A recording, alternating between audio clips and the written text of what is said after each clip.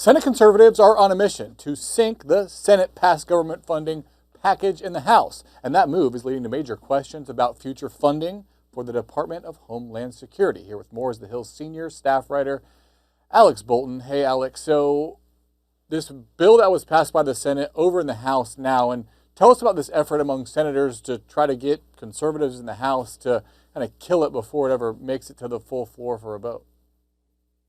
Well, you have two conservatives in particular, Senator Rick Scott of Florida, Senator Mike Lee of Utah. They are urging their House colleagues not to pass this government funding package as approved by the Senate last week. They want them to restore, they want their House colleagues to restore full year funding for the Department of Homeland Security. And they also want them to attach the SAVE Act to the bill that would implement stricter voter registration requirements in the country, would require voters to present proof of citizenship, either passports or birth certificates, when they register to vote. And so what Rick Scott, the Republican from Florida, says is that now is the time when Republicans have leverage to get that full year DHS funding, to get the SAVE Act passed. And they feel that their leadership caved far too quickly last week when they pretty much agreed to all of the Democratic demands to separate out the Homeland Security funding and to, fast track this bill, even though it doesn't do a whole lot to rein in federal spending. It spends less than the Biden era levels, but conservatives such as Scott want to cut spending a whole lot more given the ballooning federal debt. Interestingly, that puts them on the opposite side of President Trump, who's urging House members to vote on the bill as is. But say this bill does pass and we have this 10-day reprieve where lawmakers are going to try to come forward with some kind of a bipartisan deal to fund DHS. What do you think the dynamic will be among Republicans in the Senate in order to get them to buy into this plan? They're not at all close to a deal in the Senate. In fact, some of the core Democratic demands are non-starters with Republicans, specifically requiring ICE agents to get judicial search warrants before entering a migrant's home during a deportation raid, barring federal agents from wearing masks. That is another non-starter with Republicans. What Republicans are willing to do is to require ICE officers to wear body cameras, and maybe there could be some concessions on use of force, but that's a potential compromise. But two of the central Democratic demands related to search warrants, related to a prohibition of masks for ICE officers, those are flat non-starters with Republicans. So there is a lot of skepticism that the two sides will be able to reach a deal by the end of next week. What are the dynamics on the Democratic side? I would imagine there's going to be a lot of pressure from the Democratic base on those senators to kind of fight for a maximalist position on what they see as reigning in the Trump administration. The Democratic demands are already I think, concession from some of the more liberal members of the Democratic caucus. They want to go farther than the demands that Chuck Schumer, the Senate Democratic leader, actually laid out last week.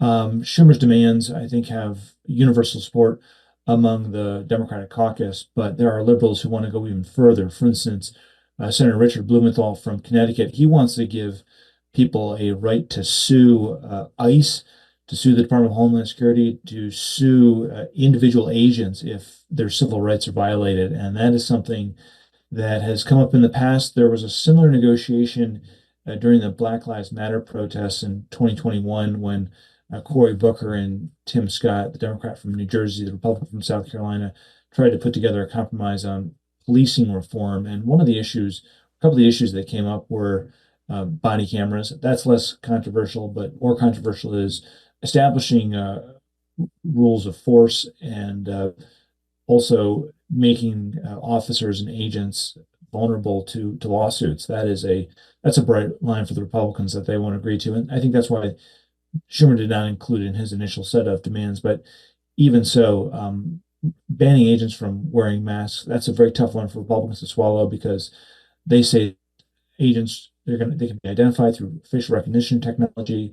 Their home addresses can become public. You can have protesters showing up at their homes, harassing them. So that's not going to get adopted. But on the other hand, it's a core demand of the Democrats. They say that, look, we don't have secret police in this country and we shouldn't start now. So you have Democrats here, Republicans here. You're going to have 10 days to figure this out before there's the Munich Security Conference. Lawmakers want to leave town for the President's Day holiday. What are the chances that the two sides can figure something out in that time frame? And if they don't, what happens then? I mean, I'd say the chances are, 2%. I mean, very, very slim, barring some sort of sudden change of heart by the president. And then, if there isn't a deal agreed to, I think we're looking at a likely funding lapse for the Department of Homeland Security. And so that, brings us back to your first question. This is why you have conservatives saying we shouldn't pass this bill without full year funding for Homeland Security. They say there will not be a deal on ICE reforms, and Democrats are going to use their leverage and block funding for the Homeland Security Department. Now, keep in mind the One Big Beautiful Bill Act that Congress passed last year, Trump signed into law, that provides $75 billion for ICE operations over the next 4 years.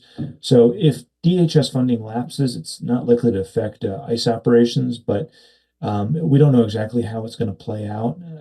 Certainly, though, Republicans, conservatives, they want a full year extension of Homeland Security funding, and they're very skeptical about getting it because they don't have a lot of pessimism about these talks on ICE reforms reaching any sort of conclusion. Would there be any queasiness on the part of Democrats in a situation where you have ICE funded, Border Patrol funded, but then things like TSA agents and FEMA kind of struggling for funds under some kind of a partial government shutdown? Yeah, I think that's what Republicans are ultimately banking on. They think that there will be likely a Homeland Security funding lapse next week, and because they are expecting, there not to be a deal, they're expecting to, liberals on both sides of the Capitol to, insist on sending a message to the president, and then they're going to wait until, public opinion shifts against Democrats if there is a lapse in funding and a shutdown of Homeland Security Department, because as you mentioned, it affects TSA, so it could affect airline travel. It affects FEMA. A lot of disaster relief is needed after these pummeling snowstorms hit the United States. Um, Coast Guard is affected, and that's something that every state, every coastal state relies on is the Coast Guard. So, maybe the Democrats will agree to a short-term extension of DHS funding at the end of next week, but it's hard to envision that they do because they were so adamant about limiting the stopgap to 2 weeks. So there's not a whole lot of point in insisting on only a 2 week stopgap if you're just going to turn around and rubber stamp another 2 week or 4 week extension. So I think if I had to bet that there's likely to be a lapse in DHS funding at the end of next week. Yeah, you already have some Democrats saying they're not going to vote for another short-term extension if they don't do anything in the next 10 days. So it'll obviously be a very interesting couple of weeks to watch here on Capitol Hill. We always appreciate your insight. Alexander Bolton, thanks so much. Thanks for having me on.